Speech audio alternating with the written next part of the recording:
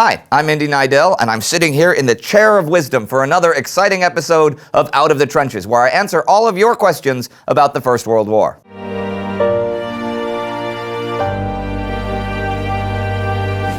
Bill McFarland writes to us on Facebook, a couple of questions for a possible Out of the Trenches.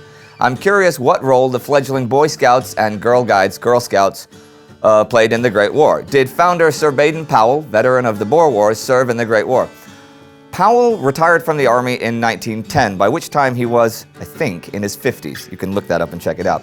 He did offer his services to the War Office when the war broke out, but Lord Kitchener apparently didn't take him up, thinking that Powell served the country much better by running the Scouts instead of joining the Army. And this actually makes sense, because it's hard to realize today what a big figure Powell was at the time. Like, his book, Scouting for Boys, sold somewhere up to 150 million copies, making it one of the best-selling 4 or 5 books of the entire 20th century, like on a scale with the Lord of the Rings books. Scouts did a lot during the war, but it was on the home front. They sold war bonds, they grew food for soldiers in scout gardens, they distributed propaganda, they carried messages. Oh, they patrolled coastal areas, stuff like that.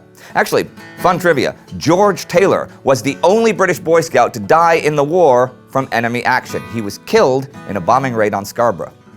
Larry Bundy Jr. says, was there any truth in the story that the Lusitania was secretly carrying American supplies for the British? From what I understand, the answer is yes. Now, I've dug around a little, and files released from the British National Archives under the 30-year rule show that when a group of divers were planning on going down to the ship in 1982, officials were worried the ship might literally blow up on them. And the Daily Mail reported in 2008 that divers found 4 million rounds of American-made Remington 303 bullets in the Lusitania's hold. Now, I'm not 100% convinced, since you'd think that this news would be a lot bigger if it was true. But still, Winston Churchill wrote in a private letter earlier in 1915, before the sinking, it is most important to attract neutral shipping to our shores in the hope especially of embroiling the U.S. with Germany. Some of the survivors of the sinking actually reported seeing a second explosion go off, which I guess would have been munitions. But what do you guys think? I mean, a lot of you guys are very well informed about this kind of stuff, so let's hear it. Tell me in the comments if you think the Lusitania was carrying war munitions when it was sunk.